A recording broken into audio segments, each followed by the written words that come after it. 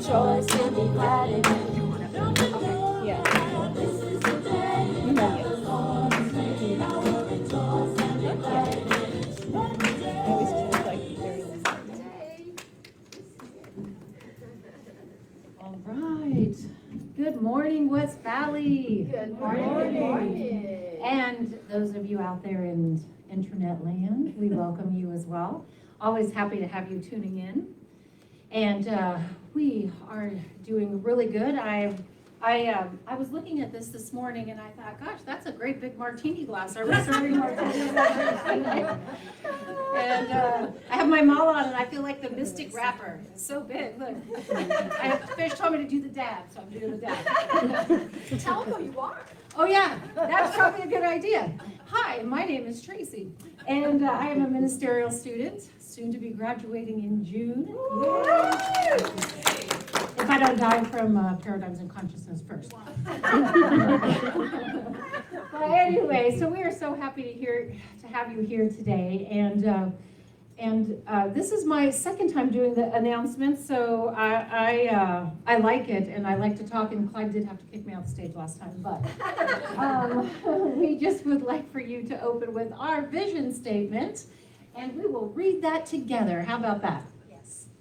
We are a loving, joy-filled community, honoring the many paths to God as we learn and live the science of mind principles. I do know that by heart. You know, you get a little nervous when I really need that martini. Okay. All right, so I welcome you, and we are going to listen to the lovely Bradfords as they take us into a contemplative, meditative state with their music. And we love you so much. And again, thanks for being here today.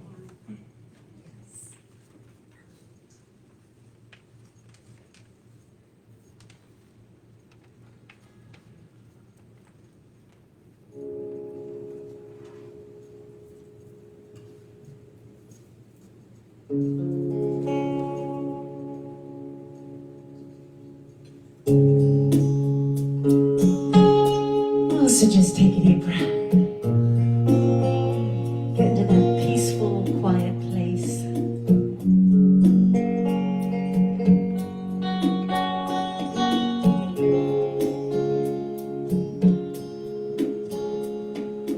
I will make a quiet place within my heart. I will wait upon the Lord. Wait upon the Lord. Be still, my soul, be still. Be still, my soul, be still. Be still and know.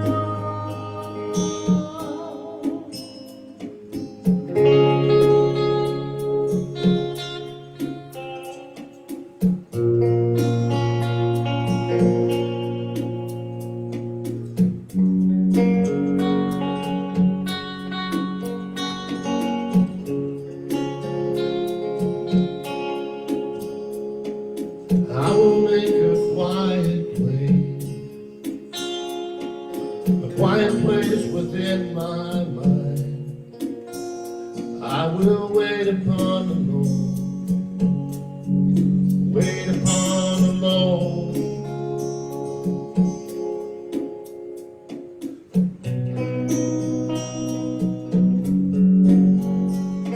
Be still, my soul, be still. Be still and know. I will make a quiet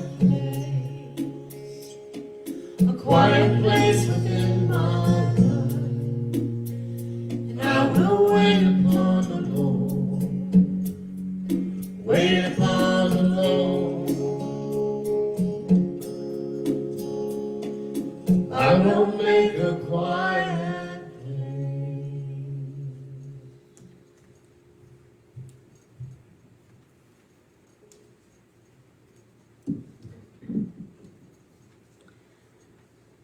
Namaste. The God in me recognizes the God in you, and we are one.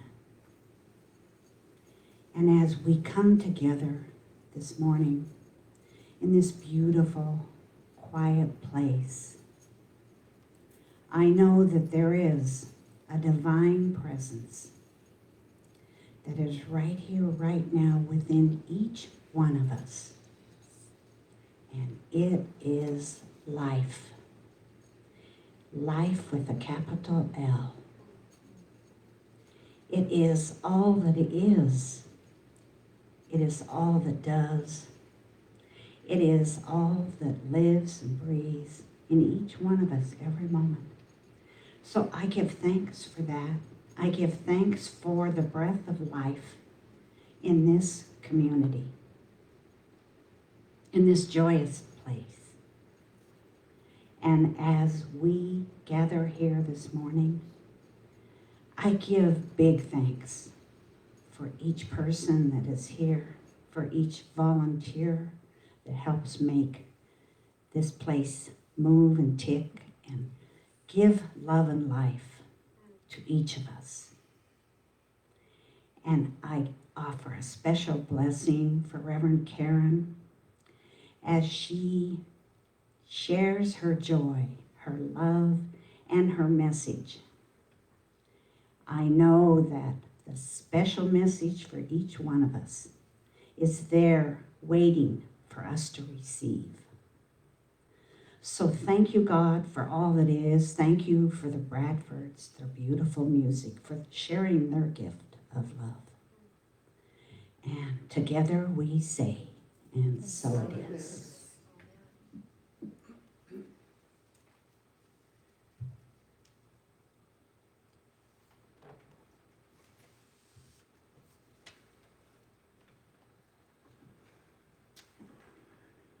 The reading this morning is from The Science of Mind.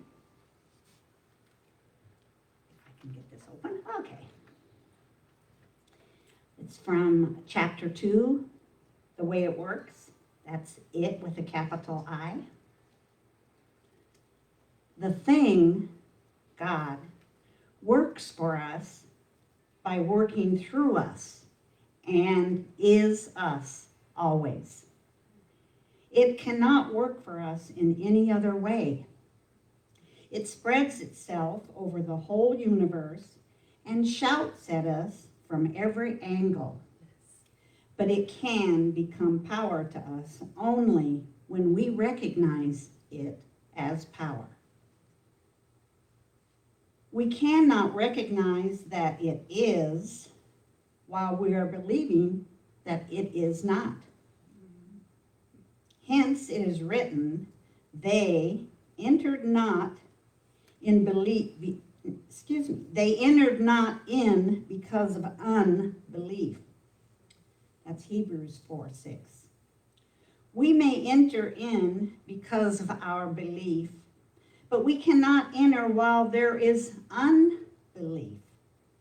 Here we come to a house divided against itself. If we say we can only experience a little good, then we shall experience but a little good. Imagine that.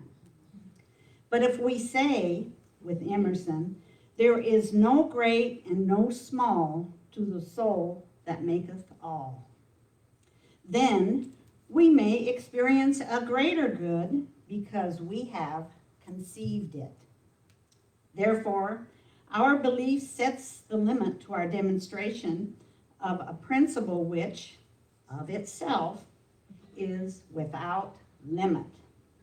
It is ready to fill everything because it is infinite. So, it is not a question of its willingness nor of its availability. It is entirely a question of our own receptivity. Let's contemplate those words for a few seconds.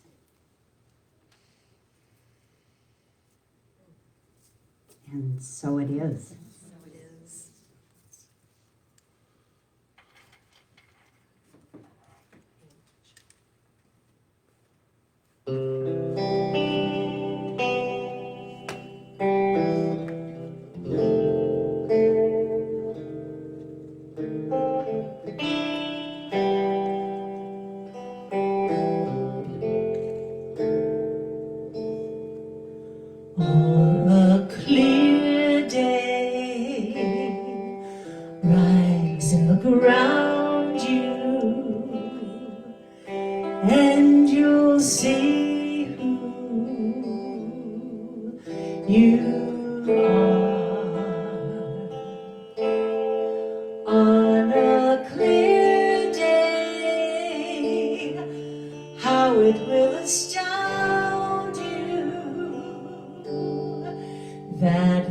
The glow of your being outshines every star. You'll feel part of every mountain, sea, and shore. You can hear from far and near a world you've never heard before. On a clear day, on a clear day, you can see forevermore.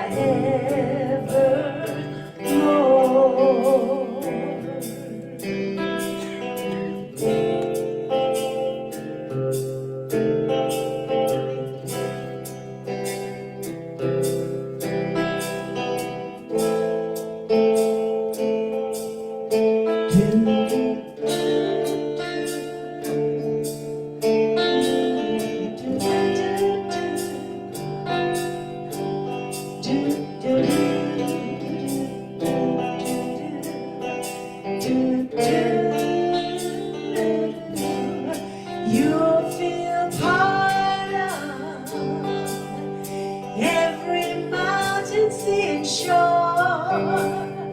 You can hear from far and near a world you've never heard before.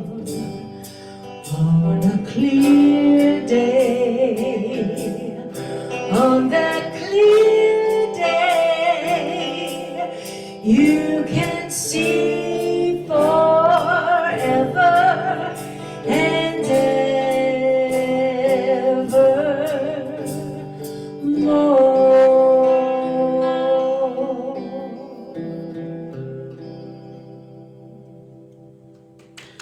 Yay, that was fabulous, thank you. And, you know, by the way, you kind of made it sound a little country.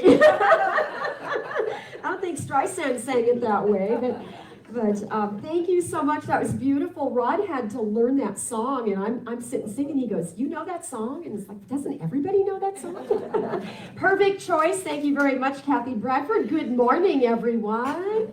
Good morning. How wonderful it is to see you. And hi, everybody online. It's great to see you, too. And every week, the sanctuary is getting a little more user-friendly. We had a big event here yesterday. We celebrated the life of Bill Lanham, Dora Reed's father.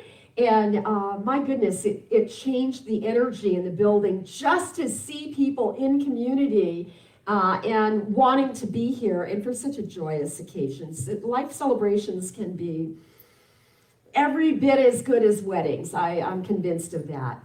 So I got something to say today, but I wasn't really sure what that was going to be until about, Wednesday or Thursday, Kathy Bradford called me and she said, "Reverend Karen, I always read your little snippet in the newsletter that tells me what you're talking about so I can pick some music around it, and I am stumped." She said, "I have no idea what you are speaking about." And so I went back and I read what I wrote, and I thought, I'm stumped too.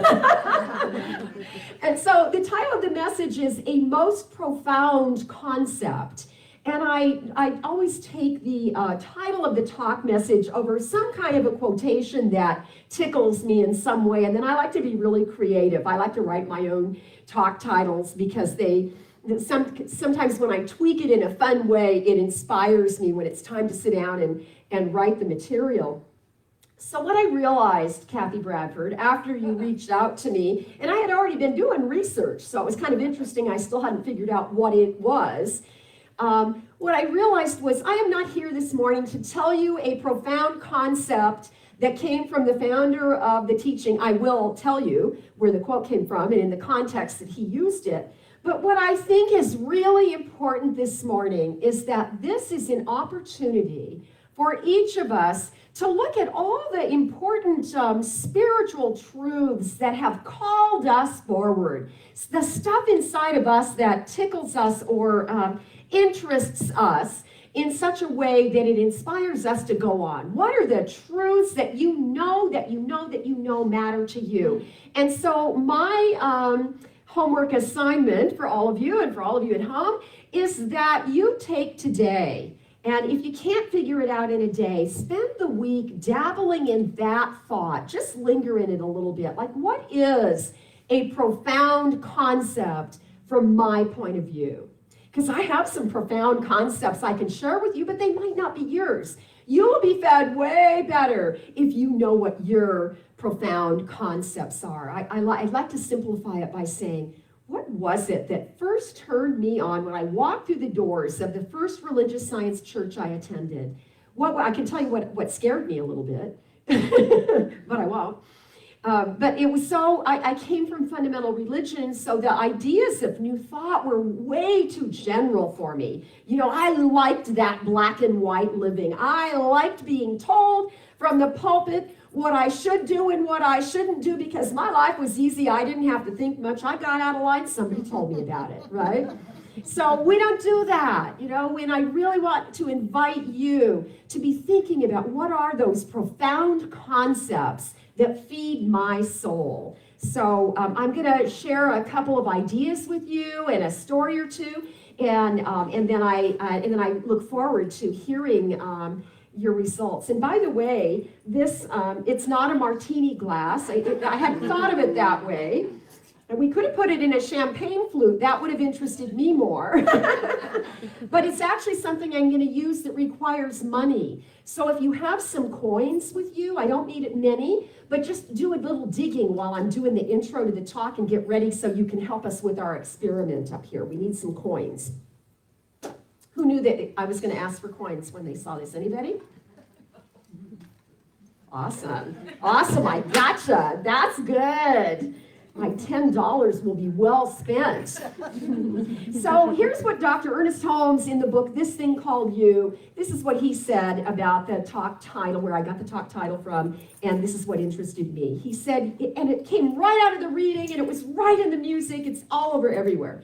Your individual use of the law becomes the law of your individual being. Let me translate a little bit. Your individual use of the law, the way that you use the principles that are in place in the universe, and we're talking today, of course, about spiritual principles, the way that you use them becomes the law of your being. That's a big something to look at right there. The way you use the laws that are available for you to use is the way you then move about the planet in your own life. While this is one of the most profound concepts ever, it is also one of the most simple. Kind of. I would just add. So I always love it when I see Holmes take the word profound in the same sentence and call it simple. Because that's what life is. Life is one big paradox, one big seeming contradiction, and our ability to kind of weave through those things that don't look like they fit together or to redirect our course when necessary. Those are important parts of our livingness. And so we're talking today about spiritual principle and the way that it works the same for everybody. You know, God doesn't answer some people's prayers more than other people's prayers, even though it may look like that. There is a spiritual, universal principle in place that works the same for everybody. And the only difference, and in the way it was so beautifully stated in that second chapter of the textbook there, the only difference is the way that we use it or don't use it. And so, like so many things in our lives, the way we use life or the way our life looks and the experiences we have, that's a reflection of the way we're using it. We can see that there is a direct correspondence, and then it feels sometimes like it's using us. So this is the part, Tracy, ministerial student Tracy, this is the part I told you I was going to tell. When I was in ministerial school, and this really applies to Tracy, especially this term where she's really just got a lot to go on. I know, so that professor you were talking about, I didn't have that class, but I had that professor. And I know the truth of what you speak, my dear. But here's the deal. When I was in school, Dr. Reverend Alice Bandy was the dean. And she used to tell us, we didn't like it a lot, but she would tell us that the way you do ministry school is the way you will do ministry. Well, that's how I used to hear it too. She said, so I better clean it up. And I really hated, I dreaded it when they would tell that to us because it implied to me I wasn't doing it right in some way. But now that I'm away from it, Tracy, it's taken me a few years, Tracy, to figure this out. But man, that is the rule of life. The way you do anything is the way you do life. And it's just out there all the time, and everybody else can see it, but we can't, often we cannot see our own shenanigans and redirect our course. So like many things that we get intrigued with in life, there are instructions or directions in how to put it together and how to make life work. And so spiritual study is like our instruction manual, sort of, except that it's a lot, you gotta have a lot of intuition and perception and a lot of things that aren't really clear black and white. So I had this moment about 2 months ago, somewhere about 2 months ago, I was planning a leadership retreat, and I don't know what I was reading. That's the funny part of the story is I cannot retrace my steps and figure out what I was reading in order to use this in the way that I thought I was going to use it. So I was reading something that was talking about the movement of life and how we create a movement in a vortex, and it said, it was an older book, I'm sure of that, maybe even like Troward, but I just can't find it. And so it said that, have you ever been into a bank where you saw one of those giant hourglass-looking receptacles that receives coins? And I thought, no, I haven't. But then it went on to say this thing. So I immediately got this vision for how I wanted to use this at the leadership retreat and the point I was going to make in the whole thing. But I got so excited, I didn't write it down.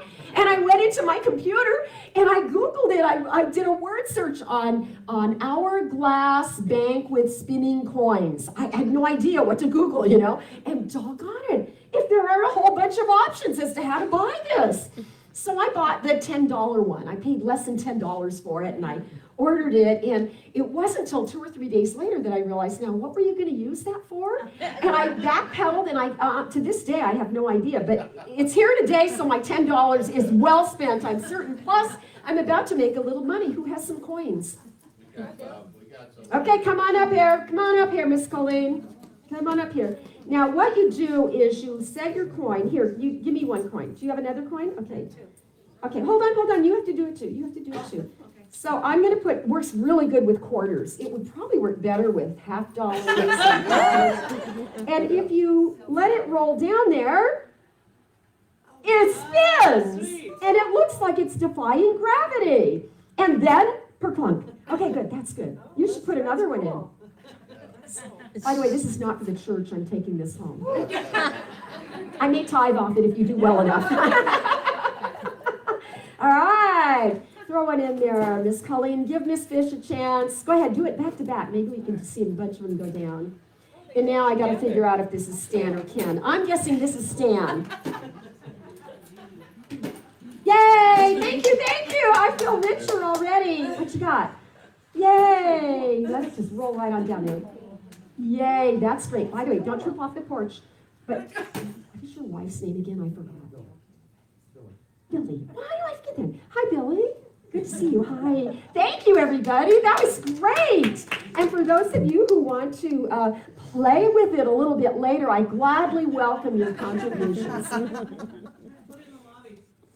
So put it in the lobby. So here's the thing. It didn't come looking like this. It came in a smaller box, and I had to build it. And I swear to you, it required the smallest screws I have ever seen. There cannot even be a screwdriver that little. I think they must be like eyeglass screws or something. They were so tiny. And I built the whole thing, and I looked at it. I looked at all this stuff, and it was like a puzzle. It's like, ooh, I can do this. And I figured it out, and I put it together, but it wouldn't work. And so then I thought, well, it was cheap. And so maybe if I read the directions, and as I'm reading the directions, it said, by the way, if you put the middle piece on upside down, the coin won't fall through. And I realized, oh, it paid to read the directions. I had to take it apart. I wasn't happy about that, but I rebuilt it, and voila, it works. So there are times in life where there are physics in action. You could say we just witnessed that. We just saw gravity and movement and the slant and all of that. I have no idea what the lesson really was, but we can see that there's this spiral vortex that worked beautifully. And I didn't have to know how it worked, but in order to put it together, to use it as a demonstration, I had to go back and look at the directions, and I see that that is very similar to our lives in the way that there is always this divine guidance right with us, never separate from us, and we can always call on it, but we have to stop. And sometimes we have to do something wrong first and see that it doesn't work in the way that it was intended to work, and then we make a choice and we choose a different direction. We choose a different approach. And we begin to recognize it is really true. These laws do not favor certain people, but life itself responds to people who have a knack. It doesn't matter. Life responds to you no matter what, but it responds to you at the level of which you approach it. So if you don't know what you're doing and you don't follow the directions, it probably won't work as well as if you start studying and learning how these spiritual laws that we can't actually see, we can see evidence of how laws work, but and we don't have to know all of that. But meanwhile, the guidance that you are getting is a part of just the way we accumulate our experiences. So I don't have to know quantum physics to understand the scientific side of spirituality. I am using it and interacting with it at all times, and so are you. But I think everything about, even the title of that chapter, wasn't it How It Works? Yeah. Is that chapter 2 is How It Works. For Dr. Holmes, in this teaching, we have an emphasis for the, well, what do we say? There is a power in the universe. It is a power for good. And you can use it, right? Yes, we can all use it. And the more that we use it and practice using it, the more it shows up in our life as a part of supporting our well-being, and it keeps us moving in the right direction. So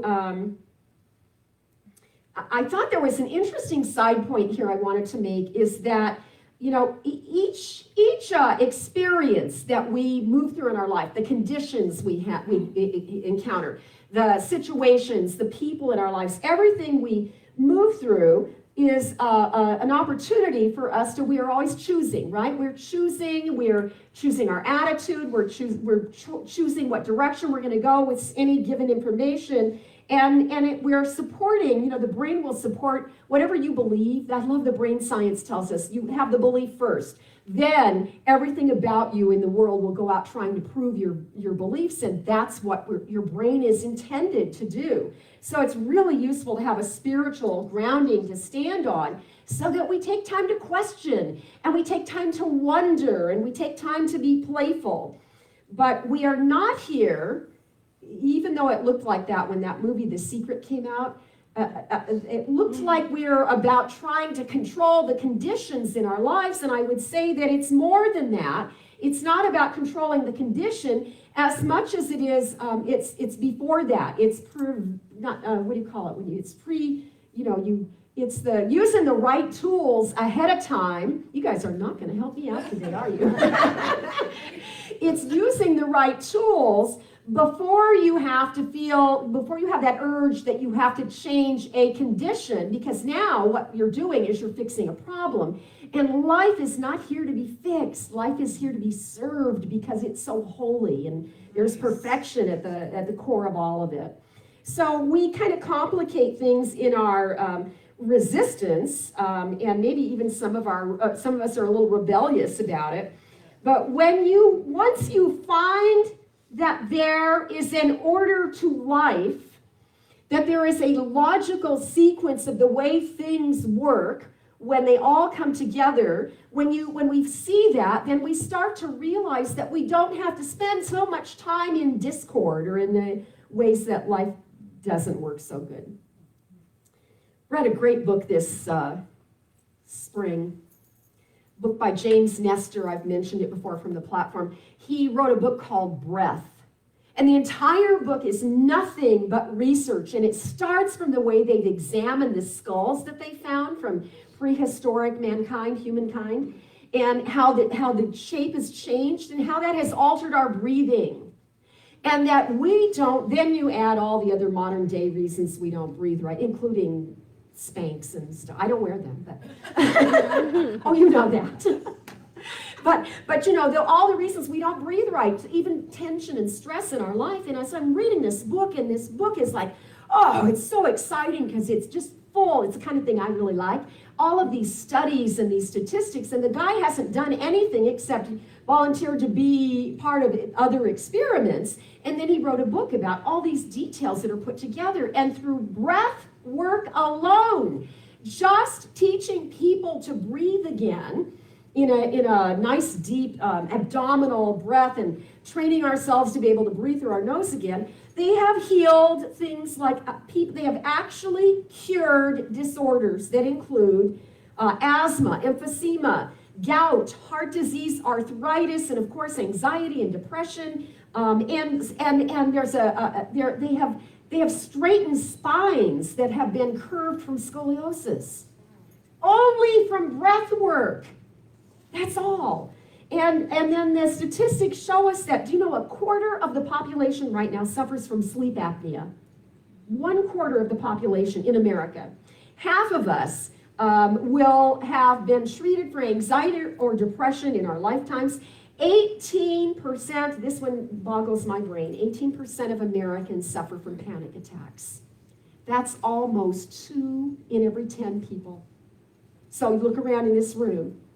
Right? And all of this can be reversed simply by teaching people how to breathe in a way that balances our oxygen and our carbon dioxide. And it's a fascinating book. It was a fascinating read. But here's the part I wanted to tell you about this read, is that they have stated that the practice of mindfulness. Now, we've been teaching mindfulness since before it was popular. Then it got really trendy. It's sort of the way we can take this teaching out in the world by looking for those terms that are more universal. Nobody would argue that mindfulness is not extremely beneficial for us. So to be mindful is to be aware of the present moment, right? Practicing the presence, sometimes we say. It's about really paying attention, like, you know, I do exercises. I try and remember when I'm washing my hands, oh, how does the water feel? And I smell the soap or the fragrance, or I put lotion on, you know, just mindful. You're just, whatever you're doing, you're cooking, you're stirring, you're washing your dishes, you're walking the dog. Anything you're doing, just be really in that moment, and that's mindfulness. Now, we know that an ongoing mindfulness practice is absolutely effective. Almost no one argues that fact, and still at the same time, almost none of us live by it. Right? It's something we can all do, just like our breath work, but we don't do it because it's easier, it's quicker to treat a symptom. And so we keep treating symptoms, and well, that's a whole other conversation. But the bottom line is this. There's a power for good in the universe, and we can use it, so let's use it. Let's begin to see ways we can open ourselves to redirecting our steps and the choices we make, to open ourselves in greater and greater ways to that divine guidance that is like the directions that tell us how to put something together. Profound indeed, yet quite simple. Now, I don't bring any of this up to make you feel bad. I want you to be really clear here that these are not topics that have a right or a wrong. This is just information. What you do with it in the privacy of after you leave me, that you get to have that information, but don't use it against yourself. It's so easy to think it means you're not doing something well. It's quite the opposite of that. It's the opposite of that because it just shows us, oh wait,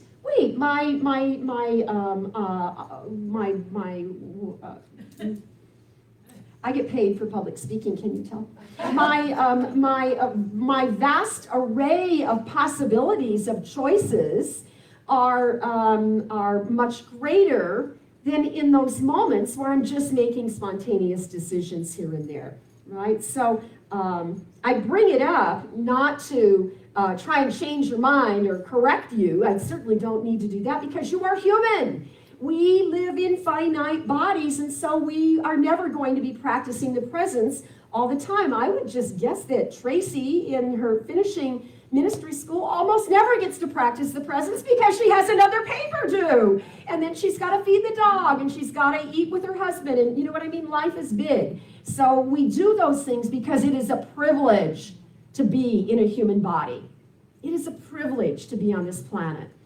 And so we just open to the guidance because this is a profound concept all by itself. So there are patterns, and we're just going to uncover those patterns. And you know, we can try different religions. Many of us have done that. You can go pay a psychic to give you information, but the guidance and the truth is always right in front of you. And that's what the spiritual path is about.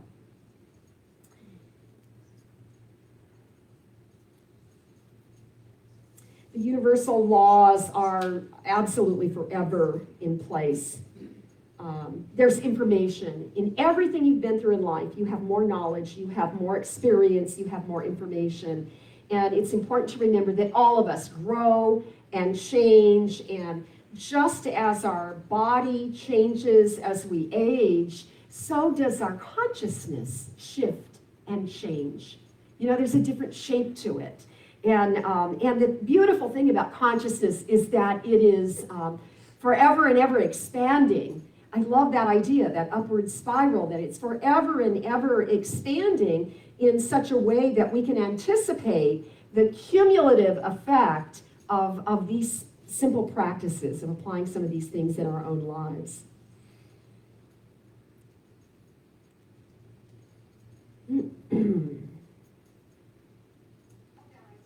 The universe supports change also. So we're not only supported and loved by this creative intelligence that made all of everything, but that same intelligence supports us and comforts us, is there to comfort us if we are so open to it, to move through changes.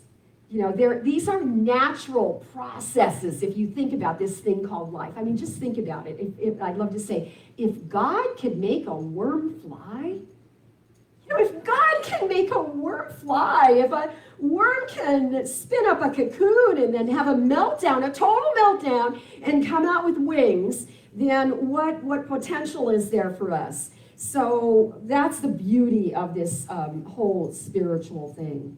That's the profound concept for me today, anyhow. In that same book, this thing called You, I found this beautiful quote. Holmes said, you may not reach the city, you may not reach your city of good in a single day, but its image is out there in the desert, and it is not a mirage. You may not reach it. You may not find that good you're looking for today, but the image that you get in your mind, the yearning in your heart for health or for happier relationships, whatever those yearnings in your heart are, it's not a mirage out there in the desert. I love that because we're in the desert. And when I came here, I said I had this really strong intuitive hit. We are a beacon of light in the desert, and that has always resonated for me in this powerful way. So he explains it this way. Holmes says it's like you pick up a mirror to look at your life. You're going to look in a mirror, and that mirror is going to reflect back to you your entire life. But what happens is you see in half of the mirror, you see all your old thoughts, all your old experiences, all the things you've been through, all the things you don't want to do again. And on the other half of the mirror, you see all the good stuff. You see all the yearnings in your heart and all the possibilities that you desire to experience. So half of what we see is just old, and the other half is like what's possible for us. And the complicated part he says, is that as long as the old ideas, as long as the old images, as long as the beliefs are still reflecting back to you from that mirror, you don't have room for the new concepts. So sometimes we say, and I think sometimes it's difficult for me to hear this, but there's a way he describes it as embodying a new ideal. So we begin to imagine in our mind, I think it starts with the imagination, you know. We begin to look at the possibilities, and it's sort of like you try them on and see, is that it? Is that it? I don't know what it is. So I want to tell you a story about how that showed up for me. So we have this adorable little dog. Her name is Bonnie. And Bonnie came to us in such a sweet way. And people have told me, some of you already know this story and you've met Bonnie. But it is, I've been told it's such a good story about demonstration that I thought today was the perfect day to tie it into this message. Because I'm talking now about having the ideal and then having the thing present as the ideal without necessarily knowing what the thing is. So we had, for 17 years, we had a dog that looked exactly like Bonnie. She was probably a hair taller than Bonnie. She's a little dog, part Doxy and maybe, I don't know, something else, a little Chihuahua, something, I don't know. But she's got the floppy Doxy ears, the short red hair. She's adorable. I love how she smells because I grew up with a dachshund. And everything about her is wonderful. So we had the first dog for 17 years, and she went to the Rainbow Bridge around 2015 or 2016. And that was so hard for me. And I know you all relate to this. That was so difficult for me. I thought, I don't want to do that again. I just don't want to do that again. And so I put that idea away, and I thought I had sealed it away forever and ever. And now my son, who owns, he started his own pool cleaning business. My son is cleaning this pool back in 2019, I guess. And he sees a dog that looks exactly like our dog that crossed the Rainbow Bridge. And so her name was Booby, and this dog is Bonnie. And so he starts sending me pictures. Mom, look at this cute little dog in the backyard. I love coming to clean this pool at this house because this dog is so cute. She reminds me of Booby, and she's so, oh, Mom, you'd love her. She's so cute. And so, I don't know, every 3 or 4 weeks, he would send me a picture of her. He'd go back to visit the house, and he'd send me a picture of her. So I think we started dating. I'm not sure. I'm not sure if he was showing her pictures of us or what. And I started now softening my heart a little bit. Like, well, maybe I do have room for, you know, another pet. I don't know. But, you know, I'd go right back to the same story. The beliefs that I was holding in place to protect me from a loss that I didn't want to have to endure again. You know, they shed, and then my clothes, they shed, and then I'm going to be the person that has to clean, you know, all of the stories I had been telling myself all that time that worked for a while. And then a few more months would go by, and he'd send me another picture, a little video. Look how cute she is, Mom. And so now I'm really starting to try it on. I'm growing an ideal in my mind of maybe it would be nice to have a dog again. And I think it was the day where he called me and he said, Mom, he guilted me. Mom, you know, you're gone all the time. It would be really good for Dad if he had a little dog. So you know that. So then, okay, I'll do it for Dad. I'm thinking. I haven't told anybody yet, right? I'm still playing with all this in my head. And then he started joking. He was just going to steal the dog and bring it to us because we really needed this dog. So I knew he wouldn't really steal it. I did worry a little. But he had totally fallen in love. He would tell me, oh, Mom, they leave her outside all day long by the pool. There's no grass for her. Oh, Mom, we have to save this dog, poor little dog. And she's such a good dog. So one day, I made the decision, can't remember if I told you or not, and I called my son and I went, look, I think I'm ready for the dog. Or a dog. I think I'm ready for a dog. Why don't you do this? Call the lady and tell her if she ever desires to get rid of the dog, you know somebody that would love to have her. And he went, okay, are you sure? Yeah, I'm sure. Just plant the seed, honey. We're just planting the seed. So I thought. The seed had already been planted. The ideal had already begun to come into form. My son called her the next day, and she started crying and said, "We have to move, and we can't take the dog." He went the next day to pick her up, and she came with her all the little, when she'd had her shots and her collars and special little expensive balls. I never would have bought a pet. You know, she just had all these trinkets and toys and the whole thing, and she is the best dog ever. You see, we create the ideal first. So we think, we get confused, and we get kind of zealous about it sometimes, that we want a thing. You know, we want the perfect mate, or we want a new house, or a Hawaiian vacation. We get confused and we think it's the thing, but you know what you're feeling is the ideal that's forming inside of you, that wants to be expressed into form into your life so that you can have the experience of the ideal. So yes, it came to me in the cutest little body with the cutest little name, Bonnie, and she now is great joy for us. She loves us. We have companionship. She's a great companion for my husband, and I get to pet her, and then she gets to pet me, and it feels mutually beautiful. And so it's God's love. It's a divine ideal that comes into form when we allow it, and when we make the choices that are right and healthy. And you know what? I never looked back. I don't care about any of the stuff I thought I cared about. I love the dog. And that's a really good demonstration of what happens when you court an idea, when you plant a seed and you keep watering it and you just stay open in maybe, then that will come through. And it could have come through in 100 other ways, but I love that it's Bonnie. So it's about, knowing that sometimes we have to make a brand new space for a brand new ideal. Pay attention to what's churning inside you at the level of your soul.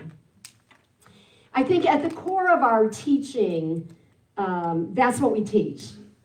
That's what we teach. We don't always word it that way, but I think that's what we're saying all the time, is that when we empower the ideal of anything, then that ideal becomes ours. And that's what it means when I quote Emma Curtis Hopkins and I say, as much as you want your good wants you. Right? That's what that means. As much as we wanted to, whatever that was, and imagine that the little dog, that's all she wants too, and then the lady that owns the dog and probably loved the dog, clearly the dog was loved and trained, and I'm not sure I deserve her, but thank you. I've had her for a couple of years and we're doing really well now. So, that's what that means.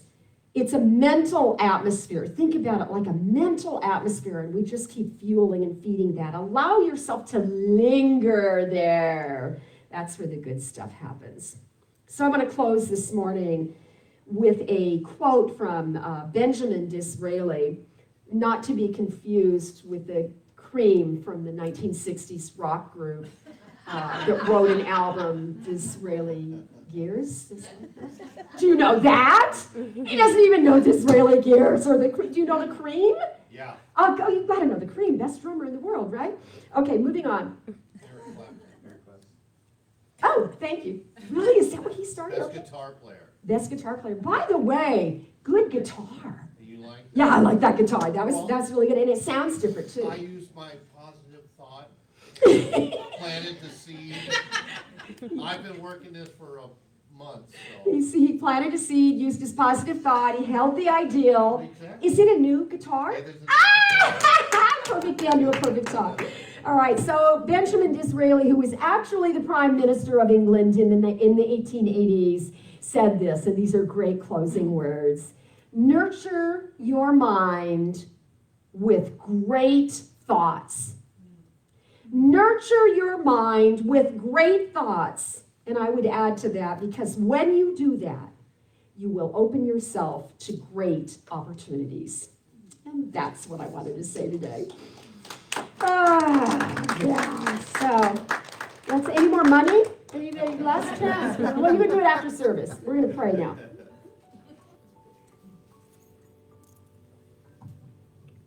Oh my goodness. What a beautiful segue the music is. So we just breathe.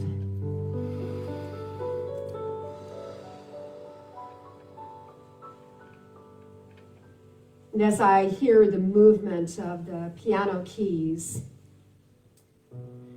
I feel an inner movement. It is the stirring of life. I feel the love of God within me. And I sense the movement of love just going through this room, hovering, touching.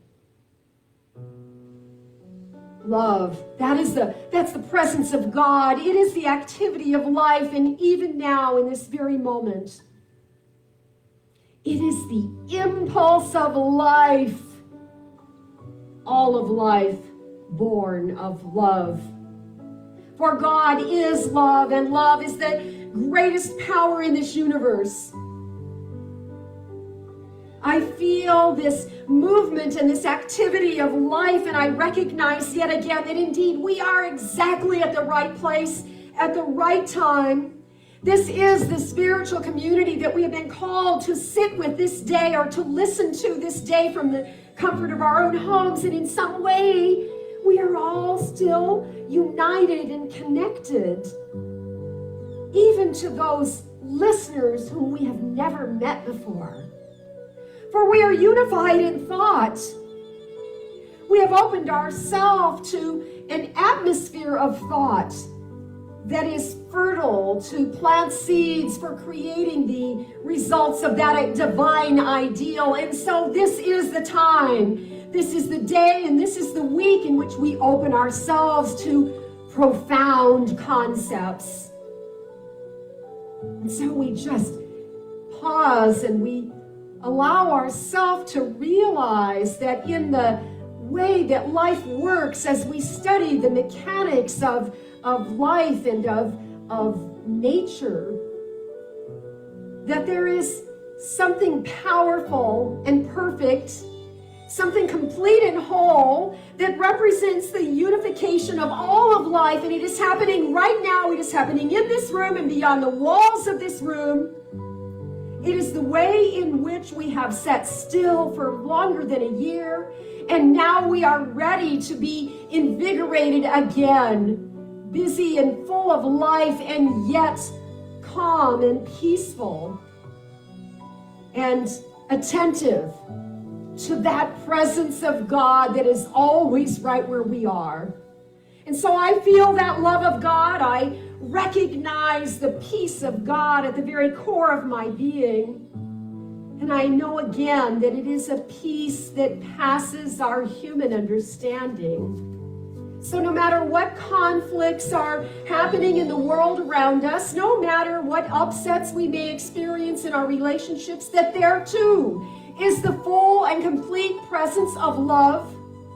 For there is no place where God is missing or limited, and therefore I know that the intelligence that created this universe, that created us in its image and likeness, I know that creative spirit is active and moving and creating and supporting and sustaining life at all times. This is true for each and every one of us. It is true for our loved ones. So wherever there is an appearance of something that is out of order, we know that when life falls apart, it is the perfect order of the universe. It is the mind of God that then pulls the pieces that are that fit together better in a better order, so that we might have that result of the evidence of the perfect ideal showing up as form in our lives. So I say thank you, God. I am grateful to know that even now there is a healing going on, and we open ourselves to receive the good that is ours. We open ourselves to be vessels, and we just allow the grace of God to stream into our lives so that we know without any question that there is enough.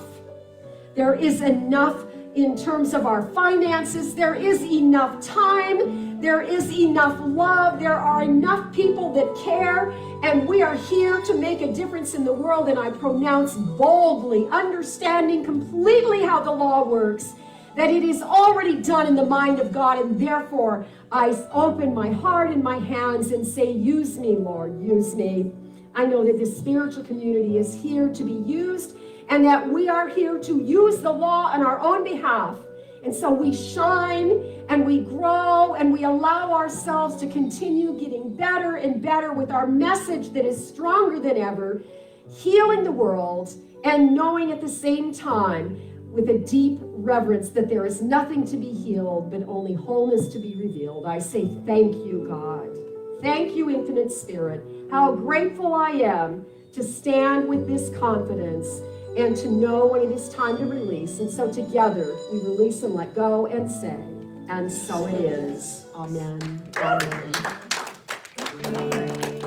Grateful, grateful, grateful for all the love that I have. I am so grateful, grateful, grateful for all the love that I have.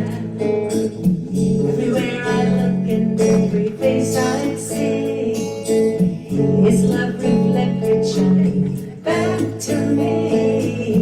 I just give thanks for all these simple things, the joy and peace that gratitude brings. That's why I'm grateful, grateful, grateful for all the love that I have. I am so grateful, grateful, grateful for all the love that I have. I'm back. Thank you. I'm glad you did. I remembered my name this time. It's Tracy. All right, so this is the part of our service where I have no problem asking for dinero, but it is what keeps our lights on. It keeps us offering continuing education, and we love you. We love this building. We want to provide all those lovely things. This, I'm sure, will hold a lot of coins. But to you out there, we are not collecting our offering by passing the plate. So you can drive through like McDonald's and drop off your checks. Or you can drop them in the basket, or you can put them in my hands. I'll make sure they get to the right place. But with that, let's go ahead and read our beautiful, joyful giving affirmation. I live in a consciousness of good. Divine love blesses and multiplies all that I am, all that I have, all that I give, and all that I receive. Thank you, God. And so it is. And plant that seed. What a beautiful talk. Life births the seed you plant, right? A tomato, a guitar, or a mullet to match your outfit. Okay. We love you. Have a great week. Thank you. Please stand for our final song.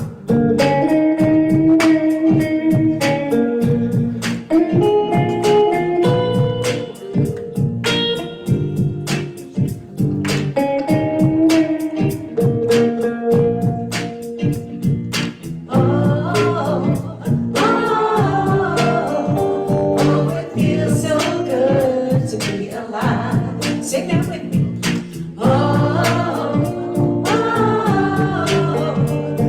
It feels so good to be alive. I ain't thinking about my problems. I'm living now. I'm living now.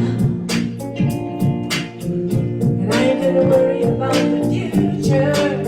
I'm living now. I'm living now. So put your hands up if you feel like having a good time. Put your hands up if you're sharing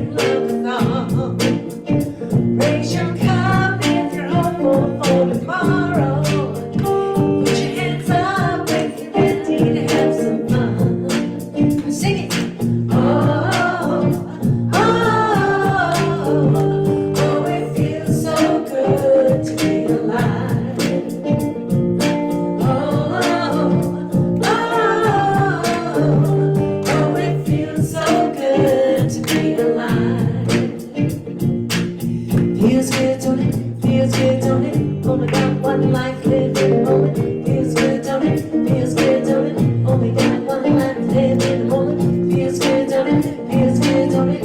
Only got one life, live in the moment. Feels good, don't it? Feels good, don't it? Only got one life, live. Oh, oh, oh, oh, it feels so good to be alive. Oh, oh, it feels so good to be alive. One more time. Oh, oh, it feels so good to be alive.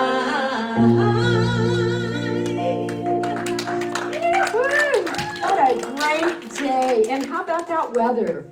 Wow, I have been on my patio a lot. It's really lovely out there. So if you're watching from home and you are not a part of our community, I just want to let you know you can find more information about us on the website at www.wvcsl.com,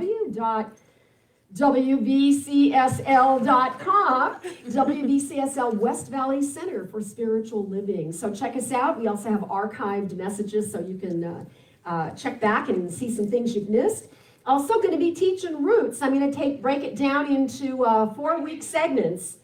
And I'm starting in June, on the 16th of June. There'll be all the information will be in the newsletter this week. If you're not getting the newsletter and you'd like to, please call the office and let Cheryl know. She'll get you on the list. That's the best way to find out what's going on all the time. We update that every week. And so I have all that information coming. And then I will be teaching Foundation in September. And I'm going to be teaching hybrid, so you can come in person. I think by September we might be really happy about the way we get to move about the planet again. I am planting that ideal.